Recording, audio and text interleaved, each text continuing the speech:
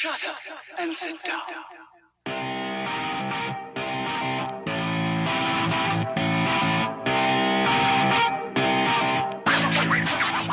We cyclists are a funny old breed. We are.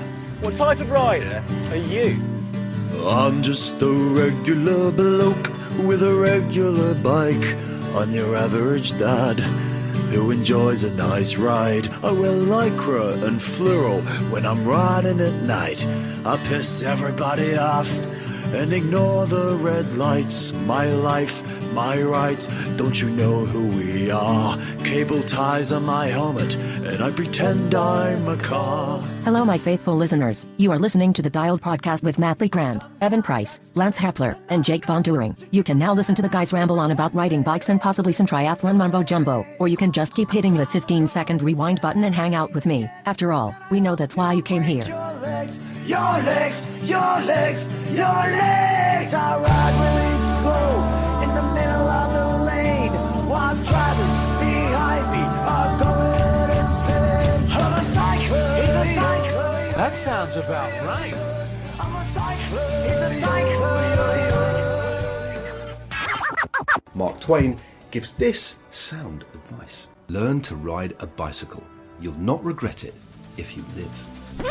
Hold on. What do we actually mean there? Hi, and welcome back to the Dial Podcast. I am Jake Von Turing, and I'm here with Matt LeGrand. What's up, ladies and gentlemen of the internet? You guys look toasty warm today. Staying toasty warm. It is toasty inside, but not so much outside, Matt. Well, there's that. I mean, this is supposed to be the snowpocalypse. We'll see. Yeah. We're recording this on Friday mid-morning. Yeah. And it's the 12th today? Is that the date? That's right. How's it That's already right the 12th of January? Yeah. Yeah. And yeah, so we'll see if it's. I mean, supposedly we're going to get a storm this weekend.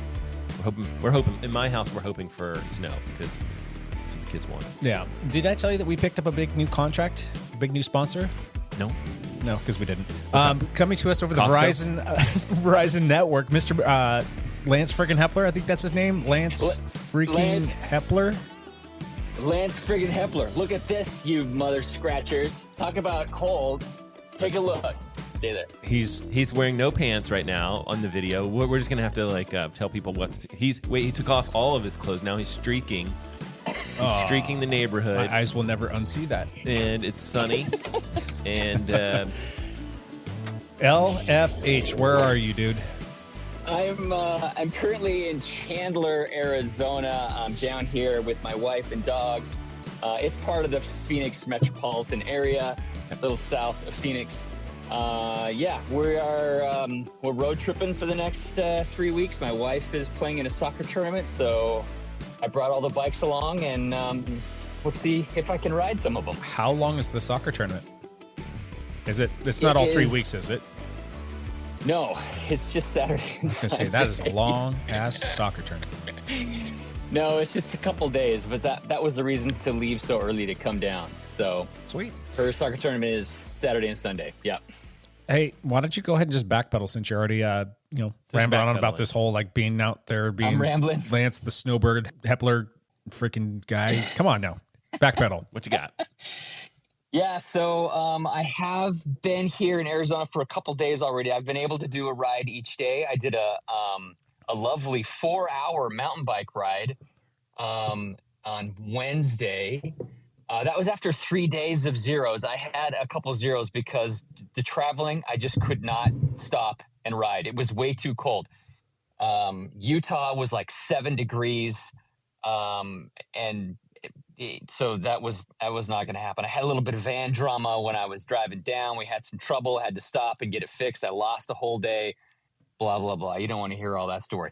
But the riding down here, the Phoenix area right now, it has been very cold. It's been like 35 degrees in the morning or around freezing, but it's been warming up to like 55. So I can still wait till the afternoon and ride in shorts, which is and you can still great. go streaking, which is important. And there's still streaking opportunities if you can elude the police through the quad. Right. So we're streaking the quad. We're streaking the quad. So rode my mountain bike for like 4 hours. Turns out there's a mountain bike race tomorrow up in the Scottsdale area. I might go line up. So You should, whatever. totally. We'll see what happens. So then I rode I rode my road bike yesterday for like 3 hours around the Mesa area, the Usury Park area, and up to Saguaro Lake. It's a beautiful area. There was a sprinkle of rain, so there wasn't a single other cyclist out on the road. I had the whole place to myself. That's enough for me. You don't want to hear anymore. You suck. Yeah. Lance goes out of his way to take some beautiful video of him riding down this glorious like mountain bike single track desert trail. It's got cactus and it's just beautiful. And he sends it to me and he's like, this is for sure going to give me a big fat middle finger in return back to him via text. And yes, he sure did get that back. Looks like he's having fun though. So good stuff. Yeah, it's been good. Matt, what you been up to, dude? Simple running and swimming mostly. I have this like weird hip injury, muscle pull. I don't know what it is, but it kind of like goes away, and then I'll run 2 days in a row, and then it'll hurt, and so I'll take a day off. But like, I don't know. It's one of those weird things. I need Evan here to fix me, but he's not here, so I'm just gonna keep, I guess, doing this whole dance of like take a day off here and there, and then keep running. I don't know. This is the dumb. I mean, I should probably like take like 3 weeks off, let it get better, and then get back to running. But I don't like not running. I like my trails. I've done, I think, a couple of indoor bike rides this week on Zwift. Nothing outdoors. Need to get out there. Yeah. I mean, the weather's not looking great for outdoor biking, but still. It depends on what you define great. Well, I mean, or not great. I mean, some I do feel like if you're on a mountain bike or something like that, or you have the right stuff, it might be fine. So yeah, you might have 2 broken hips if you try and go ride your road bike, but Yep. All right, is that it? How about you? This just in. Got some breaking news. Okay. Nothing changed. Moving on. Changed. Nothing changed. Nothing happened. I am 4 weeks, 3.5 weeks removed from the last time I attempted to ride. Maybe 4 weeks. So yeah. Dang. More of the same, gentlemen. More of the same. How about weightlifting? I am a weightlifting streaking god. You're on it. I'm not missing anything. That's well. my only output for like being able to get some semblance of exercise. So Yeah. I'm going 4 days a week and have been religiously going 4 days a week for 2.5 months now, and I have not missed a single workout. Proud of that. But I've been doing like push-ups and crunches and stuff like that. I haven't missed a day in like, I don't know, 3 weeks or something. oh, that's great, man. Yeah. Cool. That's why I'm so ripped. Wow. Can you tell? If I put this puffy jacket on, here. if I put a puffy jacket on, I look like I'm pretty buff. Yep. You're So sexy as ever, Matt. Yeah. That's for sure. just going to the gym and going to medical appointments, trying to figure out what the hell's going on with my hip, but no solutions, nothing. Yeah. Yet, so. I don't know, because, with the Achilles, you just cut the leg Dang off. it. Yeah. With the hip, I don't know what to do. I don't know. I'll get. I'm actively working with Rebound Orthopedics to get a second opinion from another orthopedic specialist over there, as well as another group of guys that kind of specialize in some other things relative to Have like you ever weird, seen- strange hip injuries. Have you ever seen The Office where like Michael gets out of bed and he George Foreman fries his foot, Oh, jeez. and so he's like, I like the smell of bacon in the morning, and so I put George Foreman bacon on the thing, and then I got up and I stepped on it. Anyway, so he has this injury, and he goes to the hospital with Dwight, who has this like massive concussion, and they're giving him like an MRI, and he's trying to stick his foot in the MRI.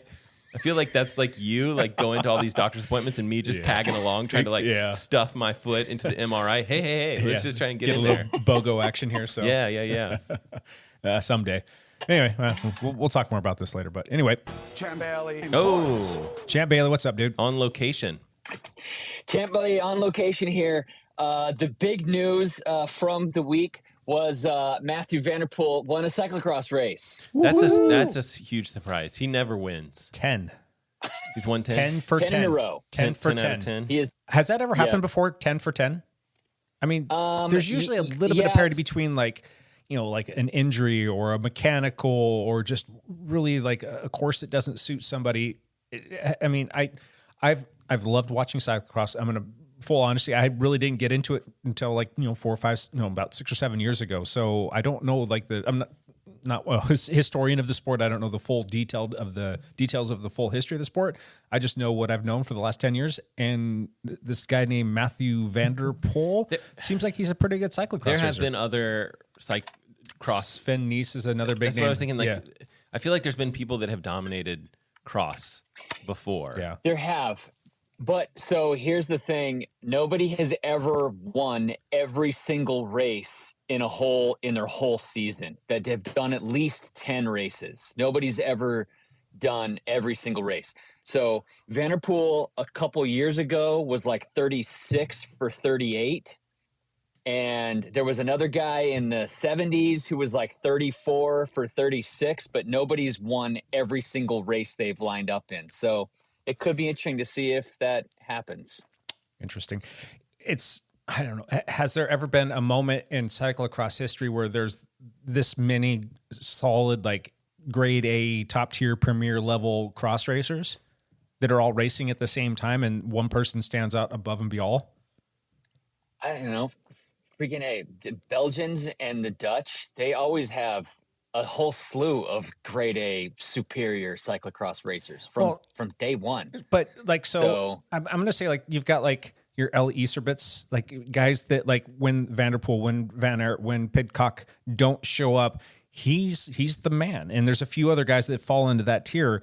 I'm going to call him like a grade 2 or a B level tier, cross racer. And then you've got your premier guys. Have there ever been this many premier guys? And that's a question I don't know. I mean, maybe if you've I don't know either. Been a cross, aficionado for decades and you have some answers, enlighten us. Maybe I could just do a little Google search too, but you know what I'm asking.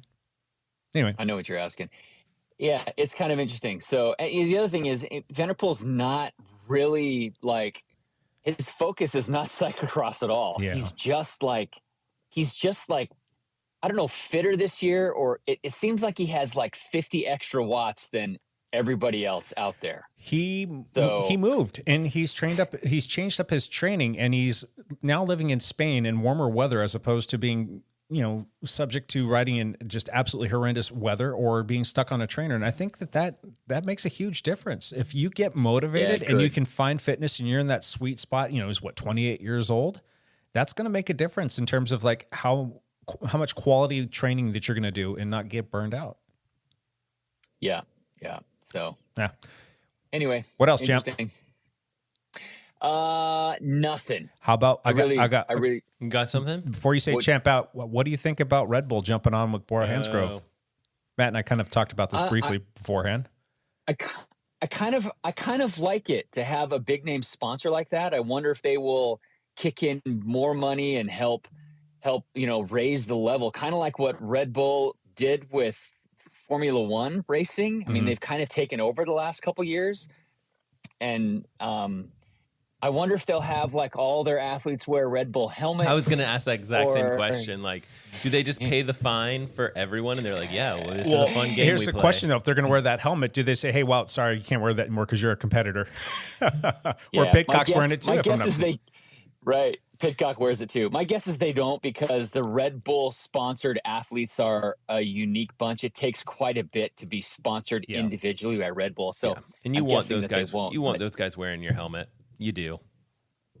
Yeah, you do. I wonder how many Red Bulls they're going to feed those athletes during, grand tours. How many people are going to be like, I've had enough. Thanks, but they need Evan Price. You say that. I don't think I've ever seen Me either. Wout drinking a Red Bull.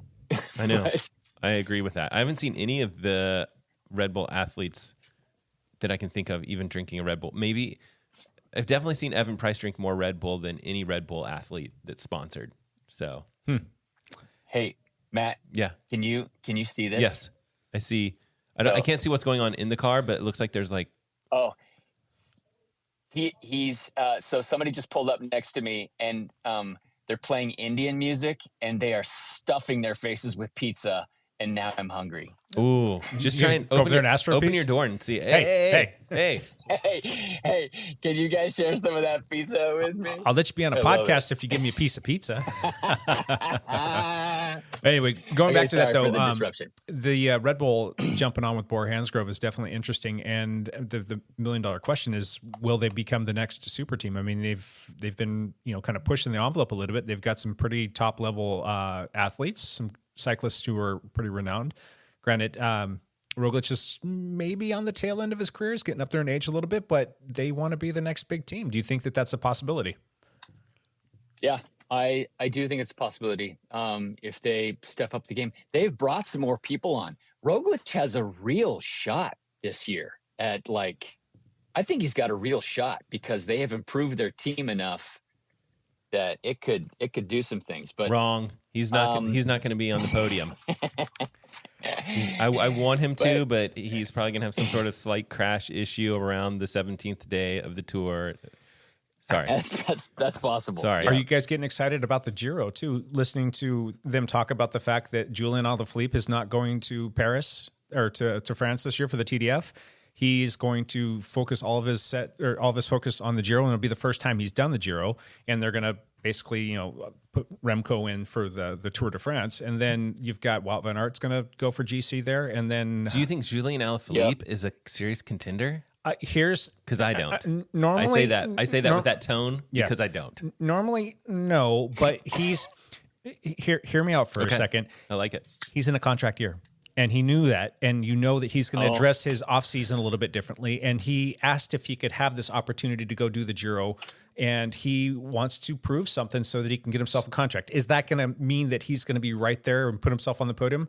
No, it doesn't, but it makes things interesting. I think it means that he will try to get the jersey at some point and hold on to it as long as he can and ride flamboyantly like he does and not really be a serious contender in the last week. That's just my hot take.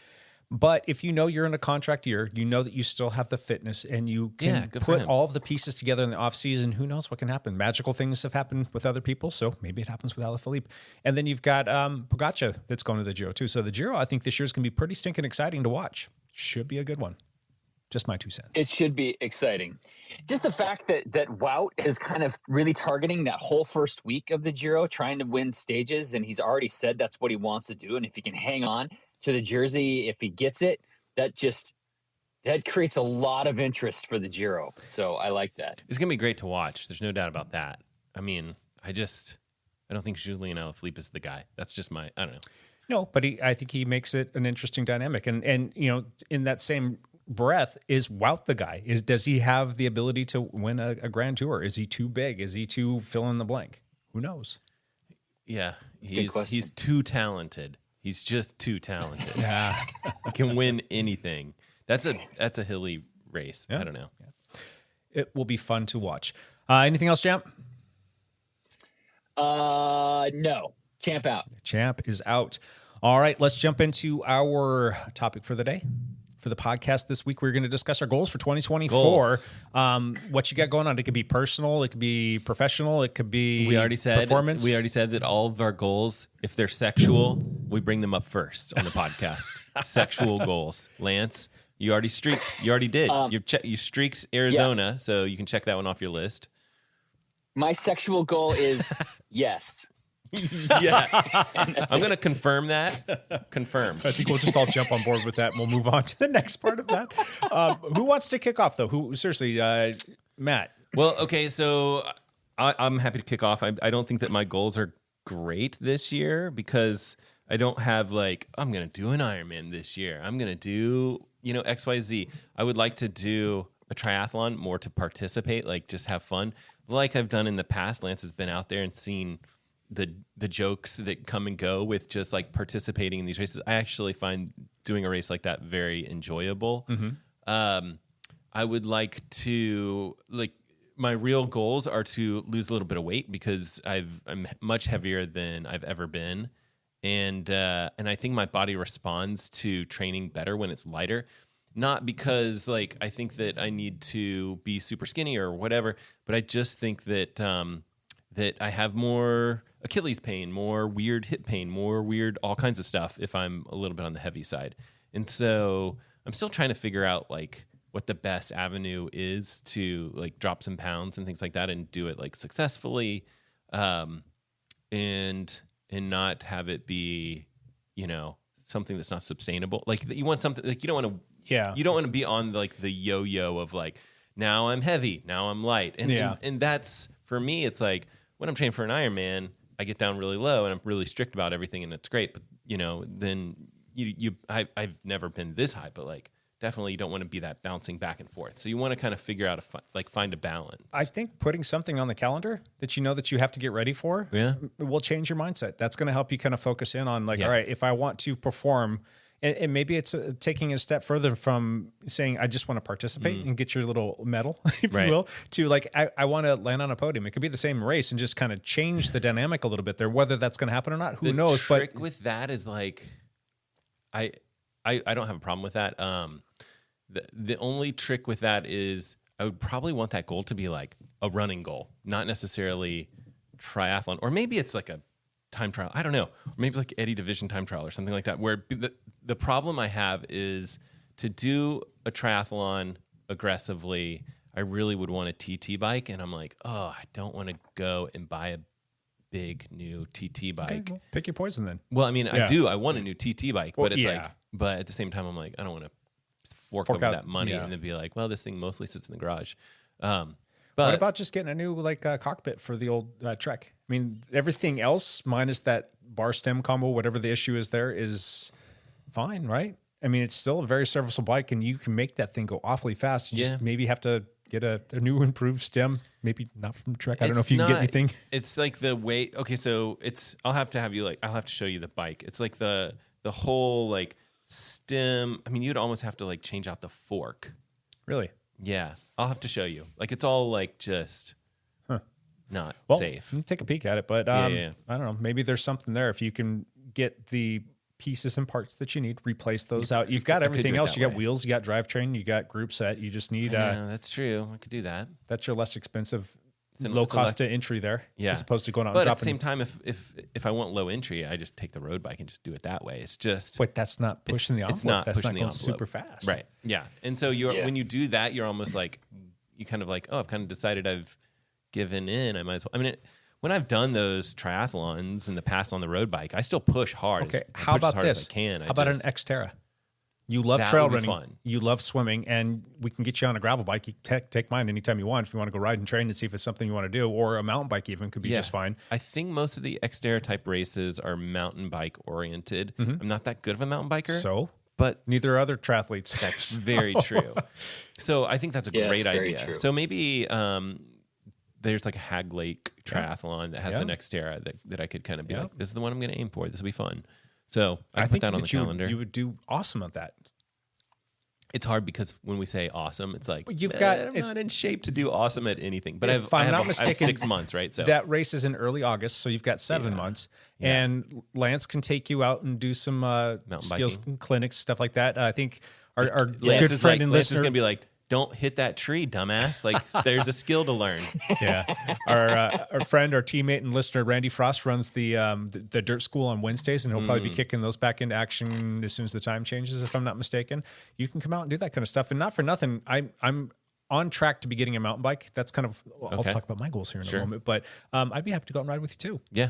That'd be fun. Because I'm going to have a slow return to riding, and if you want to go out, we can just work on some basic skill stuff. So I'm all for that, and I would say, like, I still think I want to stay on trails that I'm not uncomfortable with. Like, I don't want to push the barrier where it's like, because I've done that before, where it's like, okay, I'm gonna mountain bike and I'm gonna do things that are scary and stuff like that, and then crash and stuff like that, and I'm like, crap. Well, then that puts you out for like another 2-3 weeks or whatever it is. It's always stay within your abilities. And if you don't feel comfortable on a trail, all you have to do is get off and walk a section. And then you get back on and you keep riding. I'm comfortable on most things behind Round Lake. There's gorgeous trails back there. And I'd have to look at the course for like Hag Lake Triath, like the whatever, and see like, hey, is this doable? Because it probably is. It's probably not that bad. I haven't done it. I've talked to a lot of people who have, and I've gone out there and supported the race itself. And everybody says that there's a couple like minor technical areas, and pretty much everybody rode it. Some people rode it faster than others. Right. There you go. Yeah. Could be fun. Yeah. That's a good idea. What about for the Matt LeGrand YouTube channel? What are some goals there for 2024? So I don't know if I've talked about this on the podcast before, but my channel has a very steady like growth pattern, and it has for a couple of years, which is pretty fun actually, because you can track it, and it is kind of an exponential growth. And that's kind of how these things go. So if you are, someone that's like, oh, I kind of want to start a YouTube channel, like know full well that no one's going to watch your channel for a little while. It's going to take time for you to get better at making videos and for you to get those first 100 followers and all those things. And then it just kind of keeps growing and it gets bigger and it gets bigger. So I think my goal looking at the trajectory is kind of along the lines of 40,000 subscribers at the end of the year. That's fantastic. Yeah. Yeah, I think that's a realistic goal. I would love to that'd be fantastic. Yeah, I would love to hit 50. I don't think that that's realistic. Again, what I have had happen in the past is you'll have like one, and this only happened to me once, where you have like one video that just pops off and it's just like clicks and lots of people hit it, and it literally messes up my like growth curve. And I'm like, dang it, man! Like I had like this perfect all these damn curve. Subscribers. You have this perfect curve, and I say this to other people as well. I'm like, I do think that there's real value in having a smaller channel and things like that, and so I don't take it for granted that having more people subscribe is both good and bad, and I think that you kind of want to appreciate the spot where you're at when you're there. So so that's my plan, and I put out a video actually. The last video of 2023, and I called it like my 2023 rewind or something. I don't remember exactly what I titled it, but it was just kind of like, hey, should I make less videos but try to make higher quality? I really enjoy making videos where we're talking about people and not always talking about products. Not that I would ever like really, really change the channel all that much. Like still, like the videos that I have in the upcoming bucket, they're all kind of like product review stuff. But they're definitely people that I want to kind of like circle back and kind of do that docu-style kind of video, because I think those are really, really enjoyable to make. They're hard, but they're fun and they're different. And so hopefully I can follow back and do something with Evan. Maybe I can do something with Ari again, who is a pro triathlete in Seattle. And then Josh Mondo would be like probably the highest on my hit list. That would be a fun one. He's got such a great story. He has a very interesting story. The fact that the dude just keeps getting freaking faster as he gets older is just mind-boggling. I mean, he just turned pro and he's still crushing. He's still getting faster. I'm like, oh my gosh. And not for nothing, nicest guy you'll ever meet. Yep. He is such a good dude. Yeah. So I've talked to him like just through text and stuff like that, and I think he's on board for anything. And so it's a matter, but that'll be a big time commitment for sure to do that. And so hopefully I'll get that done sometime this year, and then see what comes next after that. I'm all for kind of like just trying to do some more of that stuff and not always do product stuff. So we'll see. Cool. Yeah. Right on. How about you, Mr. Hepler? What are your goals this year? How are you going to top 23? Yeah, that is that's a scary question for me, to be honest with you. I had a really good 23, and the danger for me is it's really easy for me to make outcome goals. Like I want to win the Oregon XC mountain bike series again. I would love to win that again, but there's a lot of danger in outcome goals because there's so many outside factors that come into outcome goals. For me, I think it's better for me to make process goals. So for me, I want to stay healthy throughout the year, which is a really difficult goal, but I have a fragile back that is a known weak spot for me. Hey, hold on a second here. Matt, do you think he purposefully left and drove down to Arizona and still like wants to be on the podcast, and so he's calling in by phone just so he doesn't catch the hipitis? Do you think that's what the deal is? He doesn't want the hip. Yes. He heard that it was going around. It's going around. He's like, I got to bounce. I'm out here. Highly contagious. So you're actually likely to catch the hipitis from even from talking to us over FaceTime. You know what? He is a snowbird now, so he traveled down to Arizona like all the rest of the snowbirds, and that's where all the old people, the blue hairs, are that have hipitis. They all have the hip problems. Maybe he got it and just was like a carrier and brought it back up here. That seems. Oh likely. yeah, it's my fault. Frickin' Hepler. It's always your fault. Yeah.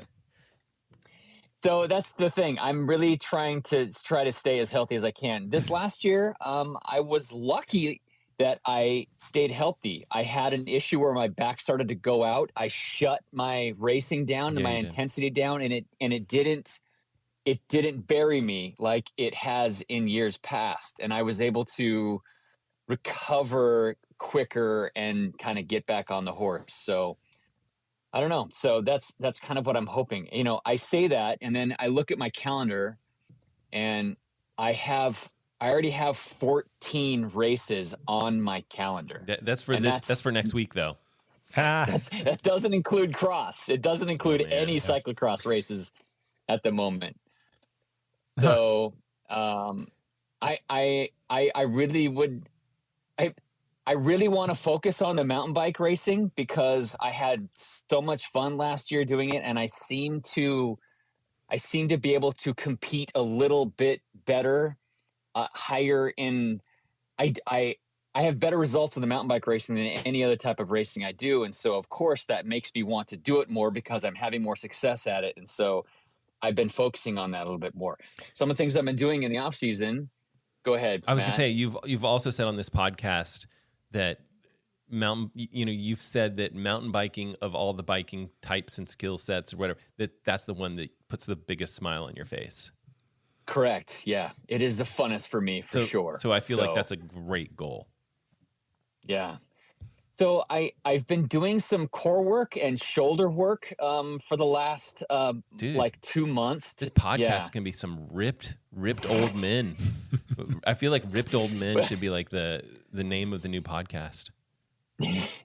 The shoulder work really helps with mountain bike your abilities, your handling, and so I've been working on that, and I've been trying to be very cautious about the core work I do so that I don't hurt my fragile back, and so far it's done nothing but good for me. So that whole goal around trying to stay healthy is really my plan, and we'll just kind of see how it goes.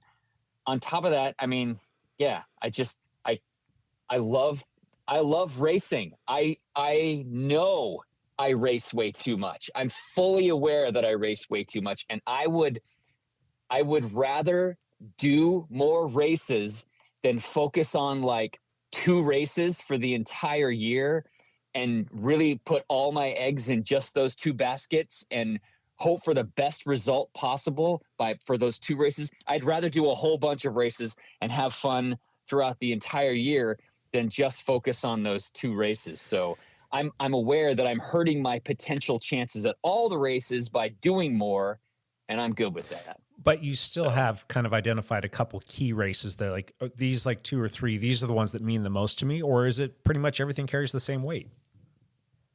No, there's 2 races that are highlighted. Is it Leadville 100 miler?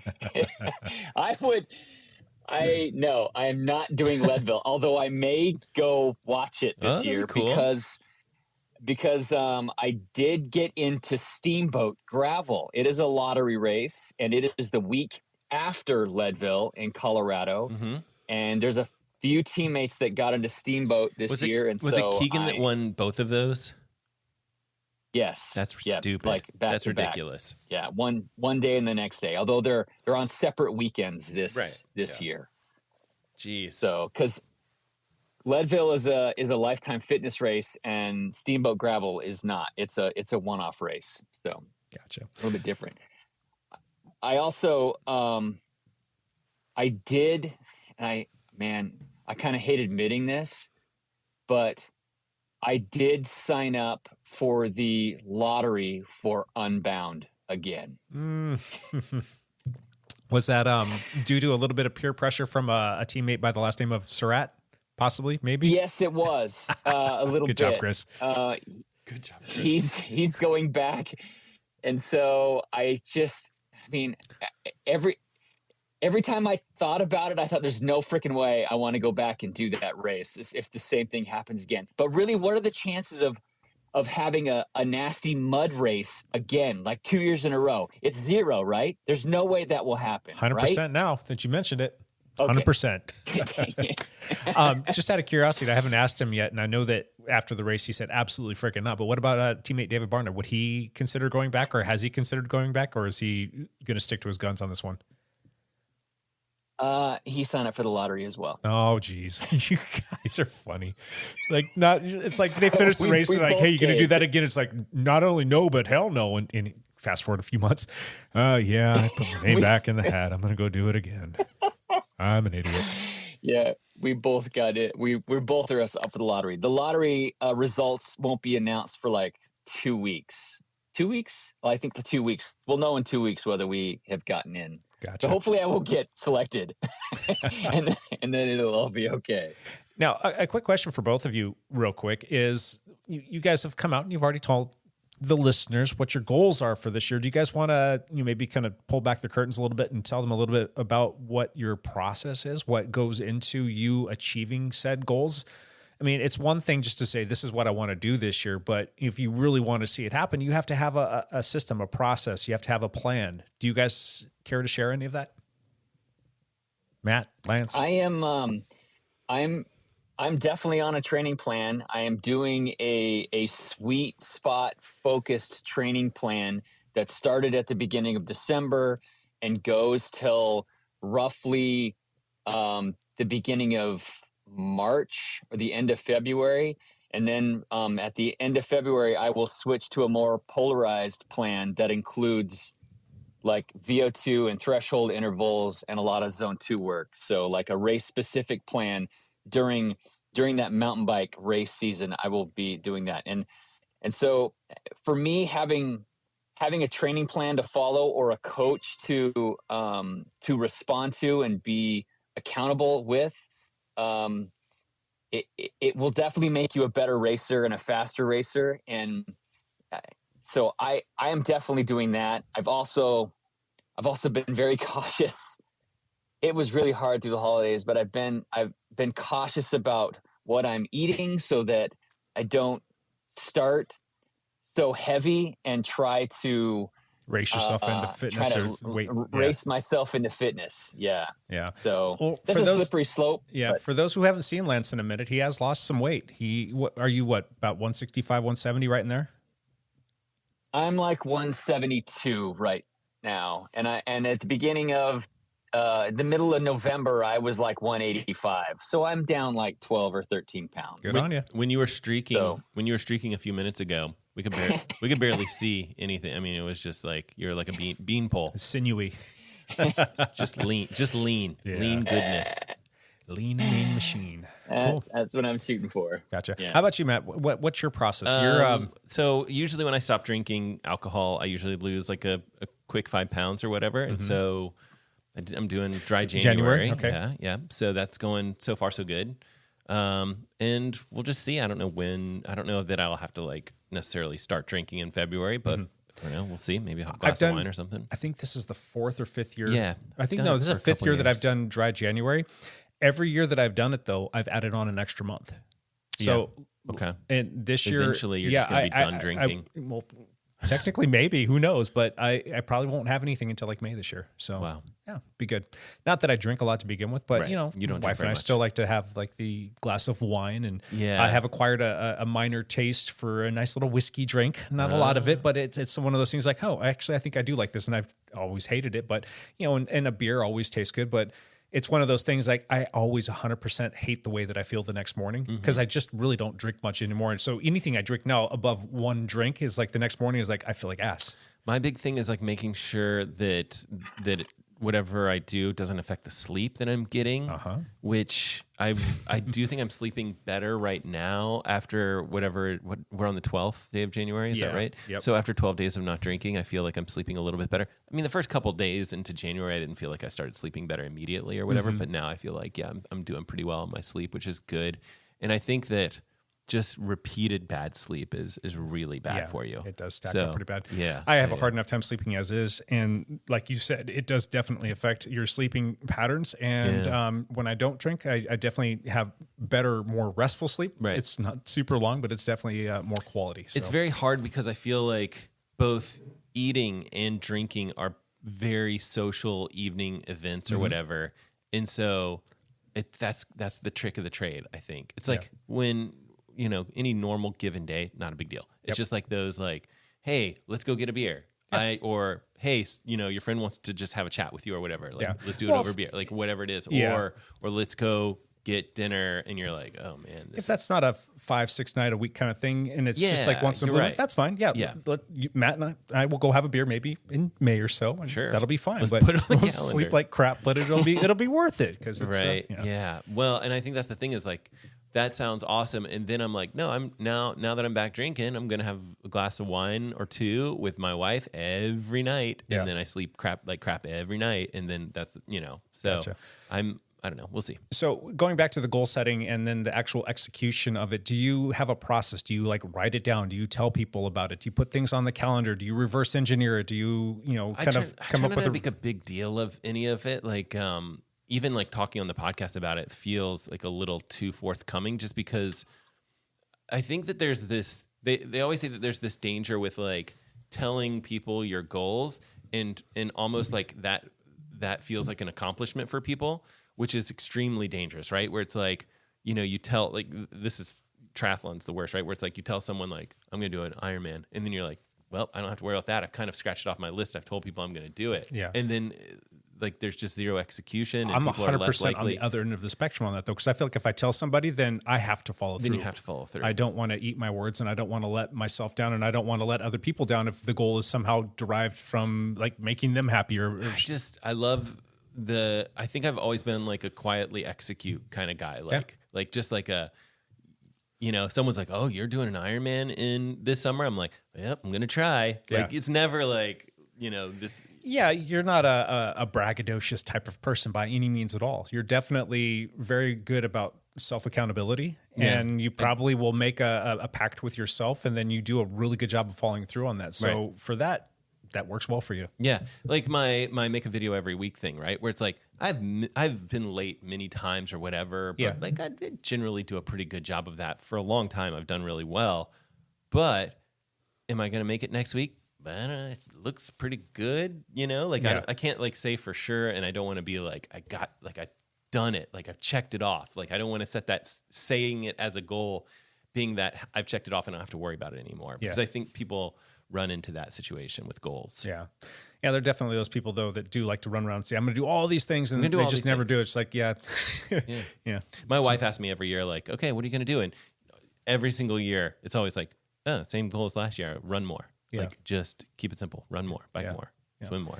Just that's what I like doing. That's a good thing there, too, because one thing that I find, especially with my wife, and I've been married, we'll be married for 20 years coming up this summer, which is pretty cool. But, we've been together for 27-ish years now, and you get to be best friends with her, right? And we will share that kind of stuff with her, and I'll definitely share goals with her that I wouldn't outwardly tell anybody. And it's really nice because she's super supportive, and that's a great support system, and she helps hold you accountable, and she'll jump in and make things easier too. So like if it's something derived from like the dry January, she was actually the one that initiated that. I'm like, yeah, let's try it. And then I kind of took it a step further, and now she's kind of following my lead with adding the months on. But if it has to do something with like, I want to go out and exercise more, we're going to walk the dogs this many times a week, or we're going to, fill in the blank food wise, whatever. Like she helps me follow through on that stuff, and she's very diligent about it too. So it's a good little support system. So if you got a person that can help you out like my that. wife's pretty good too, especially because like I've done dry January so many times that she kind of gets it. She's like, well, I'm not gonna drink. She won't drink as much in January, but she's not gonna like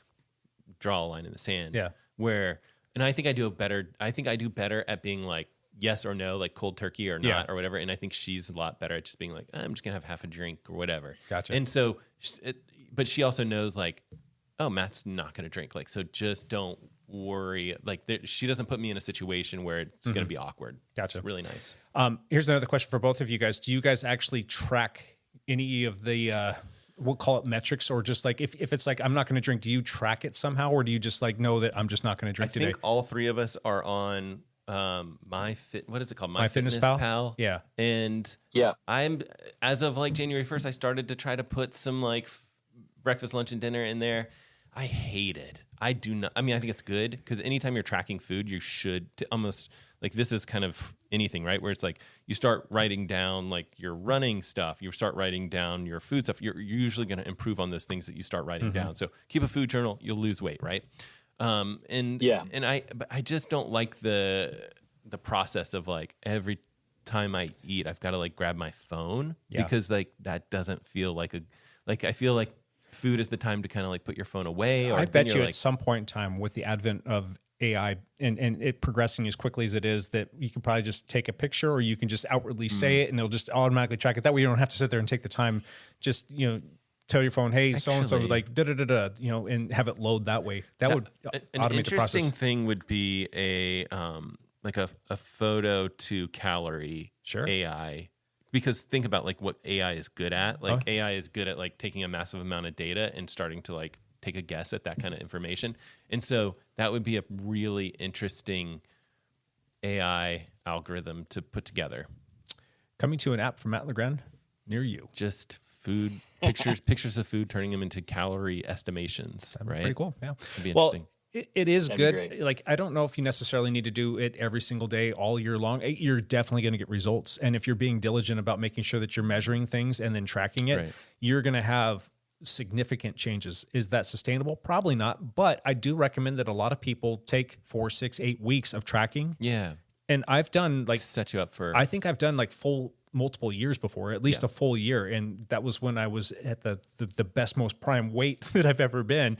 And that's proof positive that it actually works. But to go back and actually do that, go through the process of tracking all this stuff and understanding the measurements and the food portion sizes and the calories and how they're derived and looking at the macronutrients, like you really get a clear picture as to what it is, because more times than not, you're way overeating or you're maybe missing out on certain like nutrients or certain like, balances between your fats and your carbs and your proteins.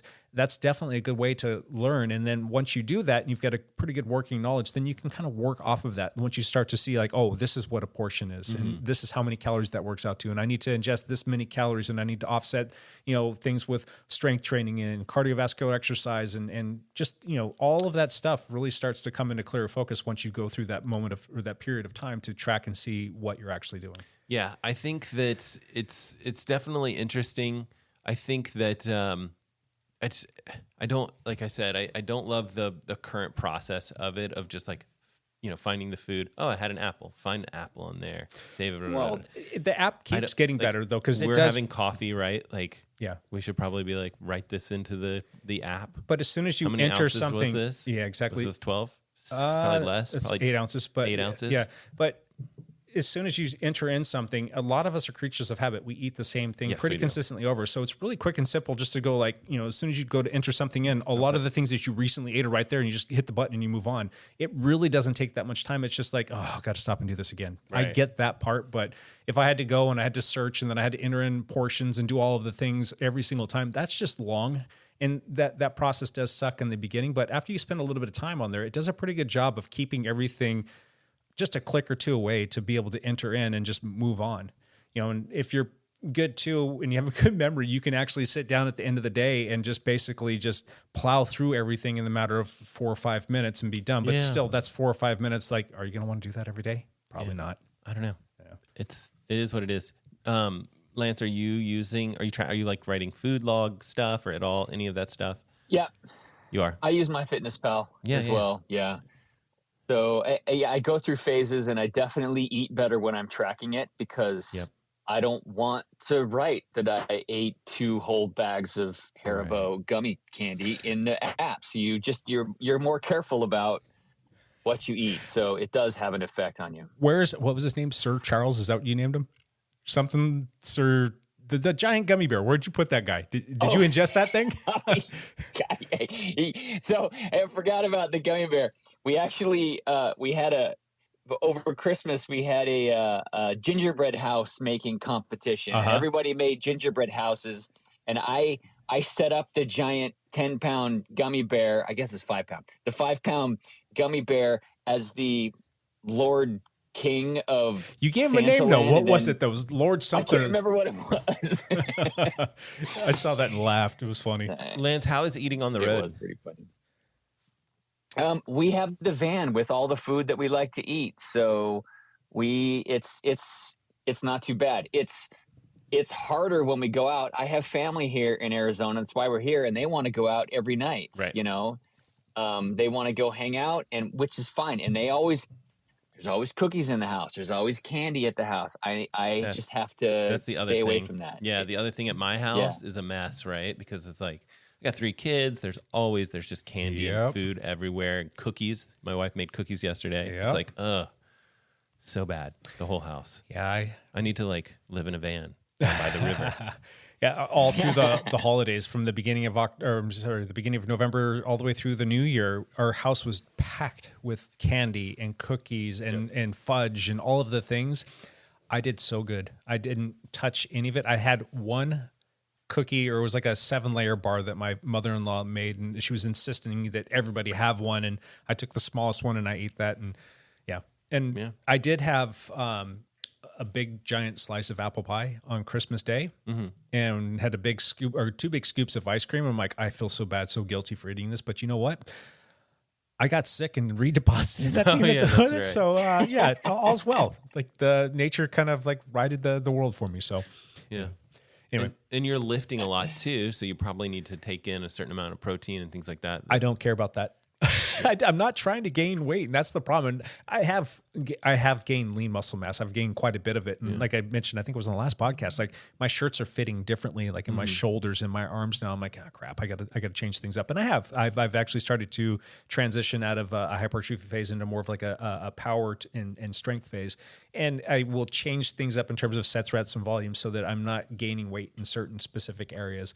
But I'm not trying to get big and be like, Captain Beachbody, guy. So I'm not like going nuts on the protein. And if I'm going to get a little bit catabolic, so be it. I just need to be, getting strengthened in certain areas, and I need to find muscle balance, and I need to find some sort of harmony in my body so I can get rid of these aches and pains. Yeah.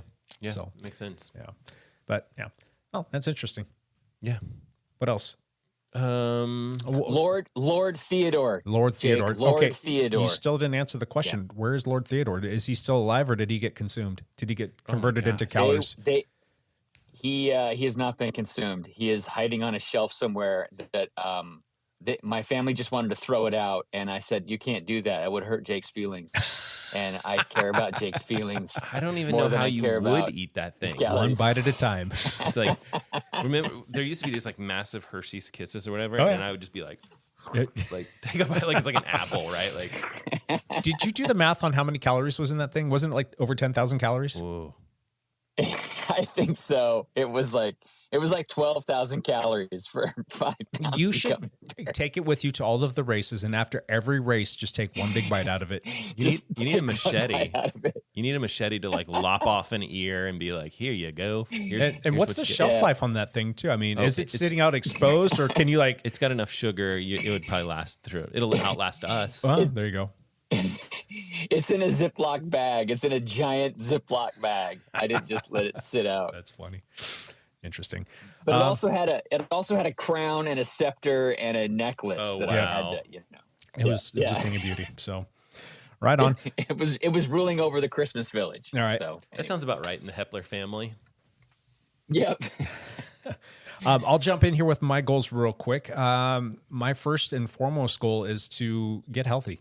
I am going to keep staying diligent, and I just need to make the time to go see more people to find out if there's something that somebody can tell me to make this thing right. So I'm actively trying to get in with other orthopedics, and I'm working with different medical practitioners trying to solve this, because I've been dealing with this for about 1.5 years on and off, and it's the last 7, almost 8 months now that it's been like a chronic problem that just doesn't want to get better. I've thrown the kitchen sink at it thus far, have not made any like significant progress. I started to feel like I was going to make progress, and then I completely regressed, and now it's like, all right, well, let's just kind of recalibrate and start over and see what we can do to make this thing happen. So kind of getting a better idea in terms of what it might be, but it's just a matter of like, all right, how do we actually fix this? So I'm going to stay the course with that, and I'm going to keep seeing the professionals. And my goal for that is A, just to get healthy, but B is like, I'm putting, granted, I'm going to give my 2 cents on this because I know my body and I know it pretty well, and I know what it generally responds to and all that fun stuff. But I'm going to just keep putting everything in the hands of the medical practitioners, and I'm going to let them kind of dictate what I should be doing, because I tried to self-manage this for a little while, and I thought I was getting better, and it just came right back into like, all right, this is a big bowl of crap that it's not going to work itself out. So I'm going to do that. So A, get that solved. B, return to cycling, and C, I want to at least get 5 races in this year.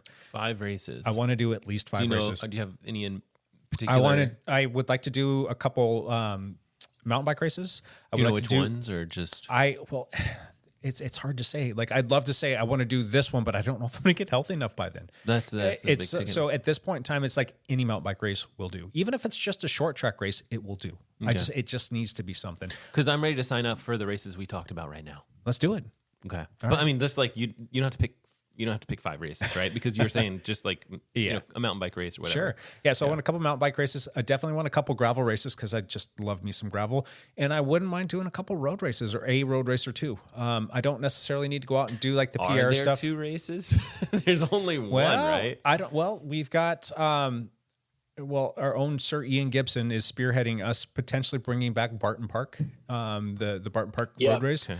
So that would be one. And then I'm pretty sure that the guys over there at Timo, guys and gals over there at Timo are going to bring back the Banana Belt again for this year, which was a fun race last year. Cool, yeah. And I did win my category last year. So I would like to go back out and like kind of, Would you go even if you don't think you would be competitive? Yes and no. If I thought that I was going to go out there and just get immediately dropped, no. If I thought I was going to go out there and try and be competitive and potentially hurt myself again, no. If I can go out there and kind of stay in there knowing that it's probably not a good chance I'm going to win, but I can at least be, serviceable, finish with the group, then yeah, I would go. Even if I was at like 70% of my normal fitness and I didn't have a sprint or something like that, I would probably still go just because I get just as much enjoyment out of going to a bike race and helping teammates. And if I could go out there and help a teammate, then I'm all in. I don't need to go out there and do it for myself, but if I can go help teammates, then 100% I'm in. Yeah, that makes sense. So yeah, Hey, I don't like the idea of you doing mountain bike races because you're going to be in my category this year, and that doesn't make me happy. Well, I don't think you have anything to worry about this year, Mr. Hepler, because I have hardly ridden a bike at all over the last 7 months. My fitness is absolutely crap. Granted, I'm getting stronger. If I can find my fitness again, I think that things might get interesting. So I'm from a strength perspective and from like a muscle balance perspective, I'm feeling more fit that way than I have in a long, long time, which is good. I just need to be able to like put all the parts and pieces together. And that's been my problem for 5.5 years. I have not been able to connect the dots. It's always been something. I've been in this perpetual cycle of like, all right, what's broken today? So, but one good thing though, is my shoulder is actually responding really well to the strength training. Yeah. It's not perfect by any means at all. It Fantastic. still hurts, all of the time, but it hurts less bad. It's a lot of times it just feels like it's always sore from the workouts that I've been putting it through. I'm not getting more range of motion, but the range of motion that I do have is becoming a lot more functional. It's a lot more balanced. And not for nothing, I didn't think that I was ever going to be able to return to doing like dumbbell exercises, like a dumbbell chest press. I still can't do a shoulder press just because my shoulder doesn't go that direction, but I could do like an incline press to a flat press to a decline press even. I have gotten back out there and the very first time that I did dumbbells, and I may have talked about this, I think maybe even last week, I started with like 25 or 27.5 pounds. I think they have those at the gym we go to. And I'm like, all right, is this something that I can do? And I started in the first couple reps. It's like, that doesn't feel 100%. And I'm like, oh, wait, it's getting better. It's loosening up. I'm like, oh, that's good. Went up to 30, 35, 40, 45, and 50 pounds. And I did 50 pounds, no problem. And that was good for me. And like, I used to be able to like rep out a 100-pound dumbbell. No problem. But now I think I could do probably 60, 65 pounds, 70 pounds, maybe even for 10 reps and feel comfortable with my shoulder. I'm not going to go that heavy because I don't want to chance it, but that's something that I didn't think I was ever going to be able to do. All of the other things that I've been doing, the supplemental exercises, the shoulder work to get muscle balance, and then getting into the core stuff, all of that stuff I'm responding extremely well. So if I can get this hip thing sorted out, I don't think that if I can stay with the strength training, I don't think that I'm going to get to the end of the season like I seem to do every single year and just fall apart in my shoulder, neck, and core area because I just haven't been doing the strength training. So if I can stay the course with the strength training, if I can keep it all put together, I think that I could actually maybe return to cyclocross. I can be more serviceable on the mountain bike, and I can do some of these more aggressive gravel bike races that I kind of find myself having to slow down because I don't trust my shoulder and I don't want to crash and it starts to hurt. I don't want to put myself in a bad way, and I'll lose time to like a Lance Hepler on that. So if I can get out there and be more competitive on that front and get my fitness back, I think that I can be a serviceable bike racer again. So, but right now I'm just a poser. Yeah. Yeah, good times. No, I feel you because like since my bike crash, like I always thought I was like, okay, I can do all these things. I can't do push-ups. Yeah. And then I was like, I'm just gonna keep pushing and do push-ups and just like try to build from like 0, 2, 3 push-ups to like whatever it is, Sure.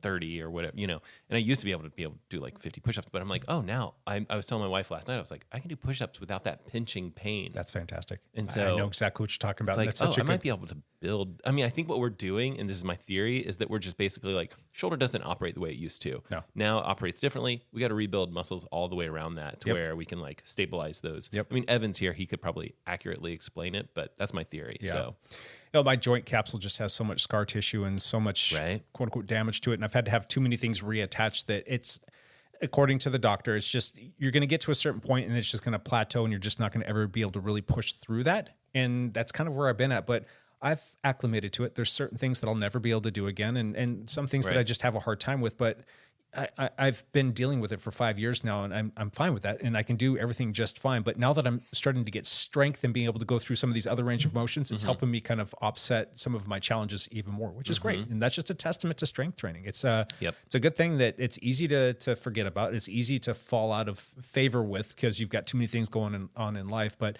as you get older, it's a valuable commodity to have to incorporate into your workouts so that you can maintain your body's health and just make sure that you're protecting yourself. Like, I would love to see Lance go to the gym. I know that he has his hang-ups and his reservations because of his back, but there's a way to transition into that. You don't have to go in there like, Lance, you don't have to go buck wild. You don't have to go crazy. You can just start with some of the basics. And as you progress, you can start to add things and make it be a little bit more complex. And it doesn't have to be super heavy. And as you give yourself the time to do that, and it's just a slow acclimation process, I think that you would find a ton of value in that. And I think that you would actually find that you've been able to far more protect your back than just what you're doing right now. That's just my 2 cents. I could be wrong. It's your body. You know it better than anybody. But I think that from my past experience and what I know about, kinesiology and strength and conditioning and aging athletes and the things that we need to be doing, I think that you could definitely get yourself into a routine that would help you over the course of time become a stronger, more competitive athlete. And might not even be going to a gym. He might be able to just do body weight stuff and core stuff like I don't know, abs and crunches and things like that, where you have that core strength and it takes pressure off of your back. But I'm not your doctor. Yeah. There is something to be said about going to a gym, though. It's nice to be able to work out at home, but when you go to a gym, you know that you're there for one thing. Yeah. You don't have the distractions. If you've got somebody there to show up and work with you, or if you got a trainer that's working with you, it's just a sense of accountability, and you just know that you're there. And it's like, yes, you have to do the car and go. Speaking of your gym buddy, how's Barrett doing? He's doing good. He is probably going to be putting his strength training on hold with me going to the gym because he started zero period. High school? Okay. So he gets, I drop him off at the high school. My wife and I are taking turns at 6:45 in the morning. So that's early. Yeah, for him. And he's good. There's no traffic at that time. Full workout Monday through Friday, which is pretty good. And then Friday.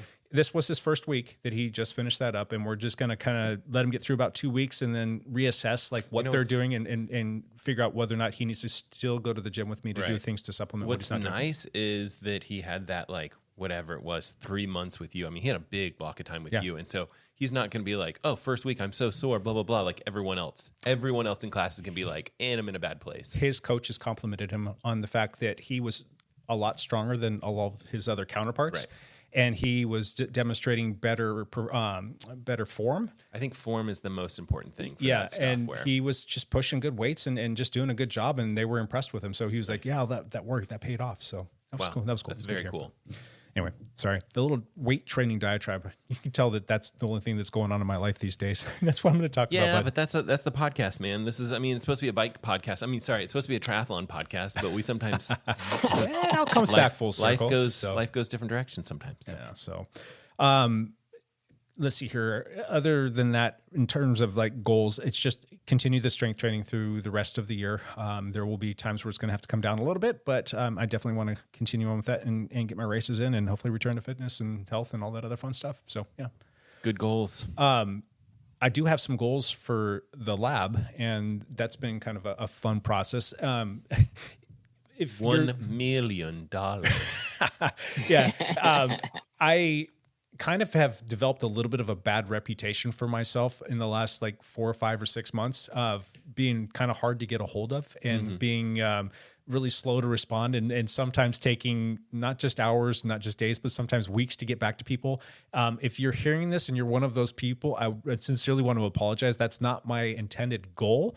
But I get a lot of outside input and distraction and things like that. And I've really been trying to stay focused and hyper-focused. And sometimes you just have to turn off the phone. And sometimes you have to just kind of like quiet everything so that you can push forward. So first and foremost to those people, again, sorry about that. But I have been working very, very hard.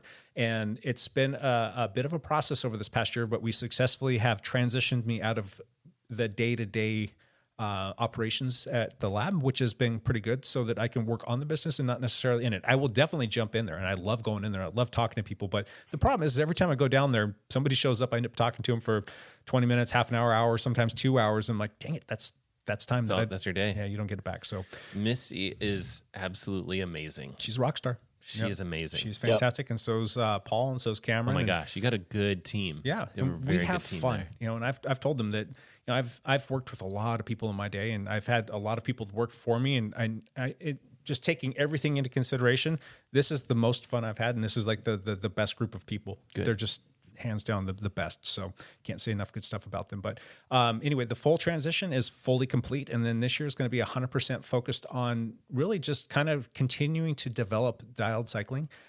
Whether that be the lab, whether that be the team, whether that be the club side of things that we're bringing on to speed, getting more people connected and just making the whole cycling community here an even better, stronger, and more fun community to be a part of. So, and then the other goal is to really kind of take what we're doing with this whole dialed thing and make it a little bit more, hopefully, fingers crossed, of a national brand. We want more people to know about us. So, and it's been a lot of work on the website, and that's really going to be one thing that's going to help us do that. And the other thing is just getting into like content creation and being more diligent about making sure that like we're constantly posting, we're pushing out good information, we're being educational, and we're going to be, putting out hopefully more YouTube videos now that I've got the time and the setup and the bandwidth to do it now that we've been, working hard to get here. So that's going to be the goal for the lab this year. And I'm really excited to see what happens. Like if you really pour yourself into that. How many videos are you talking about? Like 10 videos for the year?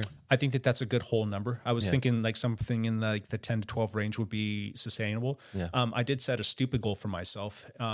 Just making more of an impact and trying to tell a little bit more of the story with what we are all about, the Dialed Cycling Lab and the podcast and the team and all that other stuff, and really posting every single day this year. So the goal is one post a day, and like Instagram. Yeah. Well, I've got a tool now that I can create a post and it automatically pushes it to all the platforms. Oh. So like if I create a video, it will post to... I've tried this program called later.com, and then you can get some... So I'll do this, if you guys follow me on Instagram, like I'll often like put up a drone or whatever and get like some really good sunset photos, sunrise photos or sunset photos or whatever. And I'll get like a dozen photos. And I'm like, I don't want to post a dozen photos on this day or whatever. And so you can set this program up to like post later on. That's what this one does for me too. Yeah. But it's just Instagram, I think. And then I'm doing the free version. There's a free version. There's like a paid version or whatever. So. Yeah. The one I'm using is called Metrical. I might have seen that and before. I did subscribe to the pro version of that, and it lets you post to everything. So it's Instagram, Facebook, Google Marketplace, TikTok, and YouTube, and it just pretty much everything. LinkedIn and X, everything. So it's a pretty powerful tool. So it's going to help me better manage that. So, and people aren't here to listen to that. Sorry about that. But if you're I'm interested. If you're seeing a lot more content, that's why. But you still have to create the content. It's not to say that that makes it all happen for you automatically. And there is a lot of crazy AI stuff that can help you with this, but there's just the interesting pieces too, where it's like, oh, you make a video, and then it's kind of like you kind of have to promote it a little bit, which people they kind of forget that part of the piece, and it's like, and I do too. I'm probably the worst offender, but like, I should post. You post a video, it's like I should post this to Twitter and Instagram and everywhere else, but I don't. Yeah. So Yeah, it takes time, but yeah, if you do that, I think that it will get you traction. So Yeah, we'll see. pretty cool stuff. So yeah, just a lot of. I'm really excited for this year. I just need to get freaking healthy. It's like it feels like there's always that one thing that's just like a thorn in your side, and literally I've got like what feels like a thorn in my side that needs to be dealt with and gone away, so that everything can kind of come into clear focus and we can really just push forward and have fun with this. So. Yeah, that's my goals for this year. I totally hear you. Yep. And I've got all of the systems in place. I've got myself held accountable. I've told people what's going to happen that need to know so that they can help me through the journey and the process, and it's going to be fun. We'll see what happens. So yeah, we'll have to listen to this one at the end of the year and see if we accomplished all the things that we set out to. Cool. Anything else, boys? Any other 2024 things that you guys want to put out there? No? Yeah. I can't think of anything in particular. I think for me, I in some regards, I liked what happened in 2023. In other regards, I mean, I don't feel like I like killed it on the sports front, but like I do think that a lot of things were great. Like my family's doing well and all that stuff, and so hopefully a lot more of the same for 2024. Yeah, that's something that we probably all should be thankful for and always have good goals set for as our families. I mean, those our families mean a lot to us, and this is going to be a weird year. I'll probably have to like lean on Lance a little bit for a little bit of sympathy, but my oldest is graduating from high school and she will be off to school, and she's going to go away. She's not going to, be living close to home by any means at all. So that's going to be a weird transition. So again, my goal for her is to transition happily and to be well taken care of and for her to do well. And she's really set herself up for, she'll do well, doing great things. And I'm excited for it, but at the same time, it's kind of sad to think that, wow, where did all that time go? All of a sudden they're moving out, they're flying the coop. So, wow. Yeah. Anyway, good times. All right, let's move on. Let's wrap this bad boy up. One last thing. Okay, so I posted a video this past week, and it was Apple Watch Ultra 2 after 100 days. Fun video, and took me a little longer to get out the door, which is always the case. Next video coming up for me is the Garmin Forerunner 265. I've got it on my wrist, on my left wrist currently. No watch. I'm only wearing one watch. Matt, are you okay? Yeah, I know, right? Talk me off the ledge. I just happened to put like a watch on the charger and not put it back on and forgot. But speaking of watches, can I ask you a quick question real quick? And I sent this, I think I sent to both of you, but did you read or see that video I sent about the Whoop study that was done? Yes. I was like, should I make a video about this? Like it looked very interesting. And I will say, not super surprising. I don't think Whoop is the end all be all like best tracking device. Yeah, so. I would. I as a user that's been using it for like 4 years, I think there's definitely days when it tells me that what my recovery score is, and I do not feel that it's accurate. That I feel way better than it's telling me. There's also times when it overestimates how much strain I've put on myself during the day. Right, so like you go cruise an easy 50 miler and it's like, you are dead. Why are you? No, no, like I do like a 2-hour ride, and I'm just gonna throw out some numbers. I do a 2-hour ride and it gives me a 12 strain score. So the strain score is between 0 and 21. So it gives me like a 12 strain score. And then I work in the van for 2 hours, and that van work where it's kind of manual and moving around gives me a 17 strain score. Wow. So it's not cardiovascular at all, but it gives me like, it overestimates some things. So how is this? I mean, the journal or the video that I sent you guys had a journal or like a research study that it was done on it, and it basically debunked it from top to bottom, if I'm not mistaken. I'm pretty stinking close to it in terms of its validity. So my question is, if it's one of those things, like Lance is a good example here. Like he'll get some scores from it sometimes, but it's almost like you're looking at it and you have to cherry pick what you want to see, and it's like, all right, well, it's telling me that I'm awesome, so I'm going to say that I'm awesome today. And today it's telling me that I suck, but I know that I don't suck and I didn't do enough, and I'm just going to throw this one out. So if you're just cherry picking information from that, what's it really doing for you? I think there's a lot of hesitation here because if you look at the study, it's like we had 24 athletes, all like collegiate athletes, Swimmers, all ages of like 20 to 24. I'm like, does this? You start looking at that and you're like, you don't know if this applies across, like flatly across to like to even cycling, right? Correct, like to someone who cycles a lot or someone who works on their van a lot. Like I just don't. I mean, I think that these studies need to be scrutinized a little bit more than they are. Sports science, in my opinion, is an ugly field where they very frequently will take like rock solid scientific study with these numbers, and then you look at it and you're like, they had 7 participants, and you're like, that is just crap. And I'm just thinking to myself, like, well, Whoop has 4 million people. I mean, that's a stronger like study if you just look strictly on like strength of study. If they are doing some sort of I guess retroactive review of the numbers that they're producing, but I still think that it's kind of okay to be like, hey, if my HRV is low for we don't know why, that it's still okay to look at that number and maybe start to call to question. I think when you get to the point where you're like, nope, this is my end-all be-all score, that's when it's kind of like we're drawing too many conclusions from some arbitrary data. So I'm kind of splitting the road down the middle in that, like, yes, I think that it's okay to look at these numbers, but also not draw conclusions from them. And then also that one study that was not very favorable to Whoop, I think it's very interesting, but I also don't necessarily trust it 100%. So, yeah, I mean, the study that they did, it wasn't like the biggest sample of people, but I think that does kind of open up the door to a little bit to take a peek in and say, all right, is this something that's valid? Is this something that I can really lean into? Is it going to give me the accurate information that I can really use in my day-to-day? I think it's another like not feather in the cap. That's the opposite of what I want to say. It's another chink in the armor of saying like, this data is fine, but like, we shouldn't trust all of it that much. Yeah. And I don't think it's Whoop specific. I do think like I love my Garmin stuff. I love my sleep scores. I love my like morning report with my HRV, all that stuff. Love it, love it, love it. Don't think that we should trust it. Correct. That's my take. Yeah. No, I don't necessarily disagree with you, but I do think that there is something there where there's smoke, there might be some fire is kind of what my mindset is. And Sometimes. I would like to see a little bit more people dive into this a little bit deeper and have a little bit bigger of a sample of people and cross test with different like, sports. And I think that sometimes like on a day-to-day basis, it's almost like too hard with all the weeds to see what's really going on.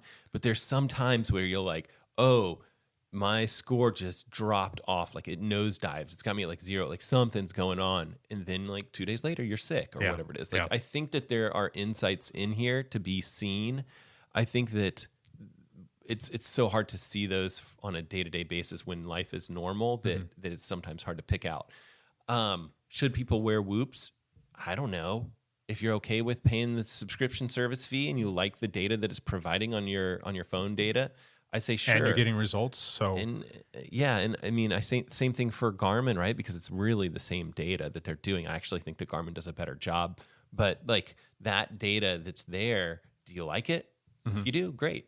Use it, or I say use it with probably quotes or whatever, because like, like are you? I don't think that you should really like change your life based on these numbers so much. Sure. But look for things like that. Oh, you might be getting sick kind of numbers, like where it's really dropped off the cliff. Yeah. And then don't trust anything. Yeah. Don't trust anything. Well, the cool part is we have these things. We have these wearables. We have these sensors, and they're only going to get better with time, and they're only going to be more and more refined. And if people are going to scrutinize things, that's going to push things forward so that algorithms become better, sensors become better, the data gathering is going to be more comprehensive, and we can use that stuff to make it better. So if this is something that's going to push Whoop to maybe up their game a little bit, or just more people to study it, test it, to do all the things that they need to do to really determine whether or not it's a valid bit of information, then that's good. We're going in the right direction, and you have to question things in order to make progress. So yeah, I agree with that. Yeah. I mean, I think that there's not going to be, looking at like the CES announcement. CES was last week in Las Vegas, and you just look at like health wearables, and you're like, oh, there is no slowdown in that particular field. It is full gas. There is so much stuff coming down the pipeline. Yeah, should be exciting. Yep. Cool. Yep. You got one last thing? And I did hijack your one last thing. I You're all done? Are you done, Matt? Sorry. Yeah. Okay. The next video coming out is the 265 from Garmin. Hopefully dropping on Sunday, we'll say. Sweet. So I said last time it didn't happen. Yep. Okay, so just real quickly, the best thing I like about Whoop is the I've used 5 or 6 different types of sleep trackers, and I like its sleep tracking by far better than Garmin or Apple Watch or Fitbit or any of those other things. So I do like the sleep data and the sleep tracking. I just like the way it's set up, and so that's the part I like the best about it. I take all the other stuff with a grain of salt. My strain scores, my recovery scores, I take all the other stuff with a grain of salt, but the sleep tracking is really good. Just out of curiosity, because you also wear the Garmin. Do you Epix. sleep with the Garmin? Do you sleep with it on? Yeah, yes, He's I do. got the Garmin I do. Epix 2 on, and I'm curious, like, how does it compare and contrast? I mean, I'm sure you're probably looking at the morning report on the Epix, but you also get your Whoop data. How different is it, and how much? I mean, what would you say is so much better about Whoop? The Garmin always overestimates the amount of sleep I get by like an hour. Wow. So real quick though, because I've kind of noticed that sometimes too, but it's in my habits have changed a bit over the course of this past year. But I find that if I wake up and then I'm sitting there just not doing anything, even drinking a cup of coffee and just like kind of scrolling and reading things, it still thinks I'm asleep sometimes because I'm not moving, and my heart rate when I'm fit is generally pretty low. Even though I'm taking in caffeine and all this stuff, it still stays relatively low. But now I get up and I'm moving around. I'm feeding the dog and I'm getting my water and I'm going to work and just sitting down at the computer. And it's been pretty spot on for like 6 or 7 months. Like it gets my you fell asleep at this time, pretty spot on. If I get up in the middle of the night to use the restroom, it gets that pretty spot on. And when I get up in the morning, it gets that pretty spot on. So I will say that notoriously sleep stages is something that is very inaccurate across everything, all of these companies, because they all try to do it. And from what I've read, they have these headsets and things like that. And even those are only the best stuff that you can possibly buy is correct about 30% of the time. Oh, wow. And that's so, bad. Yeah. So the wrist-based stuff is, you can say less than 30% correct. I still think that I look at those things and I'm like, ooh, this was a good night of sleep last night. I'm sleeping better. And I do think that, again, not drinking for the past 12 days, it feels like I'm getting better sleep. I think that that's good. But again, don't trust all of the data that you're seeing. I do think that kind of the going to bed times and wake up times in the middle of the night to go to the bathroom, and then morning wake up times, those are kind of slightly different than sleep stages, where you're talking about deep REM and deep REM, and light. exactly. Yeah. And so I do think that some companies are more accurate than others. I feel like Apple has been pretty decent in the past. But for me, I think because I fall asleep extremely quickly when I lay down, or when I wake up, I'm kind of like you. I'm kind of as soon as I get up, I usually kind of get up and get going, that those numbers look pretty good for me. Yeah. And so, everyone's different. And I think that it sounds to me like Lance is really happy with Whoop. And I think that's a great reason to stick with it. Yeah. Just out of curiosity, and who knows where sensors are going to go, but if there comes a day and time where you can have some sort of a sensor medically implanted inside of you to really give you super accurate details on all of this information, is that something that you would consider doing?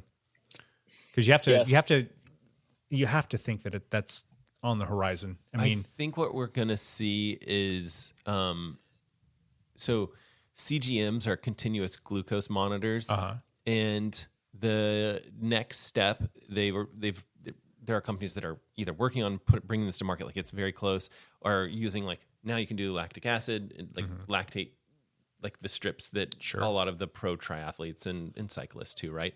They will have that information built into CGMs. So what more information can we glean out of these little pieces that are not internally implanted, but they're kind of, they're puncturing your skin and getting, subcutaneous information. So it's sort of internal. I don't know. So I think that's probably what we'll see come onto the market here shortly, if we can't consider CGMs already on the market. Yeah. Well, I definitely think that would be more acceptable. Something that you could take out or take off a lot more easily. But if it is still kind of puncturing the dermis and getting into you and being able to, I don't know. It's blood access information. And so I'd love to have it be like, and your cholesterol was this. And I don't know. Like, I would love to just see the more information we can get from one unit, the better. And so, who knows? I think that would be something that I would 100% jump on, and I would 100% wear, because the three of us are so bad. We're like, yeah, man, pump us through. Whatever you got to do. Could you imagine if it started like, if it connected to an app and it started giving you recommendations of like, all right, you've had this much activity today, you need to rest, or you need to get up and you need to move around, or your glucose levels are at this level, and we recommend that you eat this much, and then you got to chase it with this much water. We notice that your hydration is up or down and all around, and your heart rate's here, there, and everywhere. You're not exercising. I mean, if it starts to kind of like get to know you and start to be able to give you some recommendations and suggestions that you can kind of. Yeah. And I will say that a lot of that stuff that you mentioned, like we're kind of estimating on right now, where it's like your watch will tell you get up and move, and your smart ring will tell you like now's a good time for you to take caffeine in, or now's a good time for you to taper off of caffeine. It'll give you that information, and even it's tracking your movement. Of course, some of that stuff doesn't have to be internal. Yeah, some of it does, right? Like hydration and glucose. And things all like that stuff is good, but I still feel it's like kind of remedial. It's kind of like it's we're at the beginning of it. Exactly. So we need to push forward. We need to get out of like elementary school through middle school into high school and then get into college. We need to be up at that level, and then eventually, hopefully, professional, to have that information be like rock solid. Like right now, to think that, all right, the information that I'm getting, if what you're saying is correct about Whoop or the sleep metrics and all that stuff, it's only like 10, 15, 20% correct. Like, what's it going to take to get to 80, 90, 100% accuracy? Right. Like I would love to get there. I think each problem, right, where it's like glucose, and maybe you start to talk about like what you should eat at what times, is very, very different than something like sleep, right? Like having something internal or whatever, like how would that, I mean, other than, the movement piece, which is kind of like what external things do now, like I just don't know how easy it is to track sleep. And I don't know. This is like a major question, like what body chemistry changes when you go from deep sleep to REM sleep. If there's body chemistry changes at that point, can we track that? Because that's sure we can. I know, but I just worry that it's more. It might be slightly hormonal, which we might be able to detect, but I have this bad feeling that it's more like brain waves and stuff like that, which is not easy. Where we put the chip in your brain, Matt. All right, sign me up. I don't know if there's a brain. Just there's imagine, no brain man, there. like if there's no it's brain just to actually constantly monitoring that, and then you've got your, what was their name from the Jetsons? Judy, the robot. Robot comes in and gives you an Judy apple, was and the then wife, or is it? Yeah, whatever the robot's name was, brings you whatever you need, and we'll tell you like, hey, it's time to go take a nap, or you got to go for a run. Let's go. I'm going to coach. I mean, that would be great. That's our future, man. Let's get on it. Full on tangent here. Going back to one last thing, Lance, you talked about Whoop. Was that your one last thing, or do you got something else? That wasn't, but we're kind of out of time, so I'm going to do mine very quickly. Shoot. Oh my gosh, I got to go. And I want a yes or no answer to each of you. Hot seat question. There's a 20-mile mountain bike race tomorrow morning. Probably take me about 90 minutes. Should I do it? Yes, of course. So Jake said no. Jake said yes. So I'll say no, because you need to. That's your morning streaking time, and you can't miss that, Lance. Streak on the mountain bike. Oh, you could do that, I guess. So I guess that's true. Change my answer then. Why wouldn't you do it? I mean, you're gonna just go have fun. I would just go have fun. Does it cost $1,000 to do? No. It's a $60 race. It's called McDowell Meltdown. Is it going to get in the way of your wife's? Is it going to get in the way of your wife's soccer stuff at all, or add complexity to that? I already. Yeah, you're going to support a race promoter. You're going to put a race under your belt. Go have some fun, meet some new people. You're going to come up with a story. You can actually backpedal next week with a race report. Hey, why not? It'll be fun. All right. Just know that I will be flipping you off. So just expect that picture to come at some point in time. Okay. All right.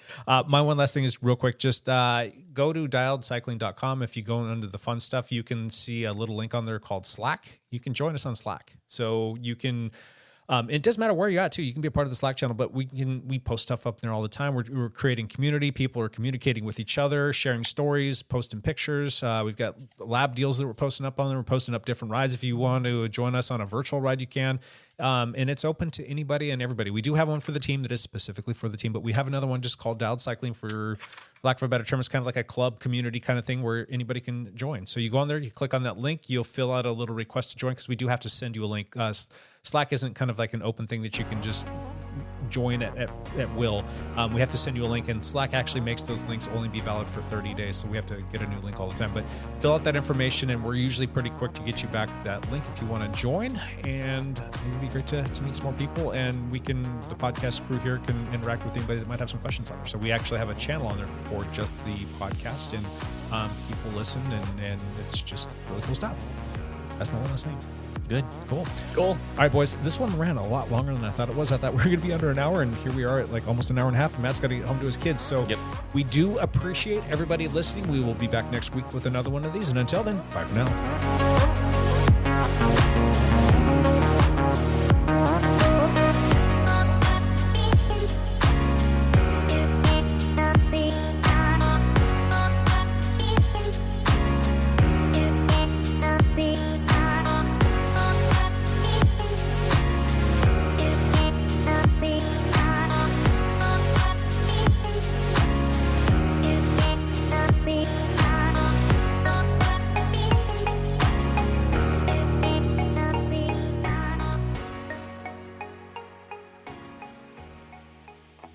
See, I got this friend named Joey Jojo Jr. Shabadoo. That's the worst name I ever heard. Hi, Joey Jojo! Well, when she wrapped her love